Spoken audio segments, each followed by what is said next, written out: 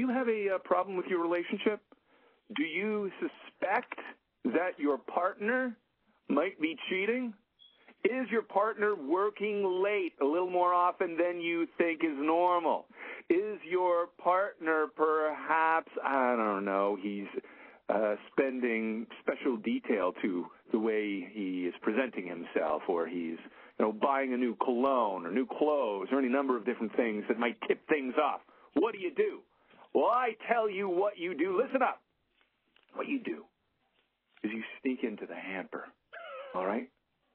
And I don't know, maybe he's coming home, he's burnt his underwear, something like that, or she's burnt her underwear. You got to get your hands on those undershorts. And when you secure those undershorts, what you do, you put them in an envelope, and you address them to InfidelityDNAtesting.com. I don't know if they'll take... can you mail underpants over? We'll find out, folks.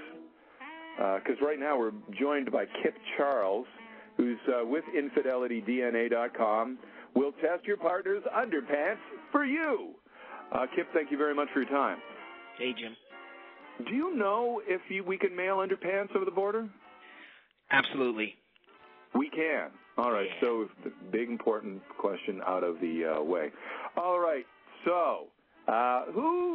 InfidelityDNAtesting.com. This could be a new Maury episode. I mean, have you ever done things with Maury or anything like that? And you have the woman and the man on stage, and you're there, and instead of you're not the baby's father, you are or are not cheating. We've actually thought about doing something like that, Jim. Obviously, there are concerns in regards to bringing two people together and sharing that type of traumatic news. So, those are all things we always take into consideration. But as far as, the entertainment behind it, sure, but unfortunately it would be at someone else's expense. It's hard to believe that you're in this business and you have ethics.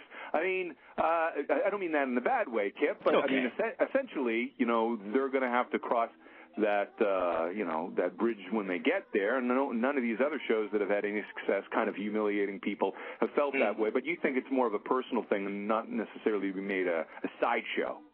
Well, I mean, ultimately the people that are calling us are really at the end of the rope, right? Yeah. It's not the first thing that you do when you think something fishy's going on. This is really, the people who are calling us are kind of like, you know what, this is it. I have to do something, absolutely need proof, and that's usually when we get the call. They're really emotionally wiped out, and they just said, if I'm going to confront him, I need to confront him with something strong, or her, by the way, right? I get a lot of, feedback about the him, but, it's both ways. Certainly it is. Let's talk about that, panties versus the underwear, here on News Talk 1010. Kip Charles is with us, InfidelityDNAtesting.com. Can you give me a percentage of the people that suspect, like in 100 out of 100%, how many of them are bang on? I would say 60-40. 60% of the people who have a hunch with your help, turns out that they were right. You can help them prove their case. Yes, 60-40, and that's again because they've usually had multiple red flags already, right? This isn't the first thing that they do. It's usually the last thing that they're doing, right? So they've had multiple red flags already. They just need something strong enough to make a very difficult decision. Okay, so I'm in this relationship right now. I think this woman is cheating with somebody. In fact, I think this woman might have even been living with this guy in a house for a while, unbeknownst to me. So what do I do? How do I get my hands on a pair of underpants? I have to sneak into the hamper and I just mail them off to you? Yeah, I mean, it's really that simple. I mean, ultimately when people call us, they say, I have something that I want to get tested. They don't even want to say underwear because obviously it's kind of embarrassing, And so we have to kind of, excuse me? It's mostly underwear. Well, what normally happens is it is mostly underwear, but people have sent us, pillowcases, sheets, I mean, anything where you believe that the action is taking place and you can get evidence, that evidence is what you're going to be sending in to us. So, I mean, I had a guy call me and said, my girlfriend accused me of having sex in the back of our car. There's a stain there. I need to prove that it's not semen. And so he sent it in. Where are you? Where am I? Where's the office? We're in North Carolina. So I'm going to drive from Toronto all the way down to North Carolina with my semen-stained back seat just to prove. No, absolutely not. Hold on one second. Kip Charles is with us. Infidelity, DNAtesting.com. We'll find out how that story ended in a matter of moments. 1:45. News Talk 1010 Time Saver Traffic. Well, the DVP is busy outbound past Eglinton to York Mills, westbound QEW, heavy going before. Hey, Kip. Yo. Hey, you sound great. Are you okay with the way he's doing it? Yeah, he's fine. Yeah. He's fine. He's just. Yeah, it'll be another few minutes. Like you're back on in about 10 seconds, and then it'll be another few minutes. Is that okay with you? No problem. Is there a question that you would like for him to ask you? Well, you know what? I think that people, they don't understand.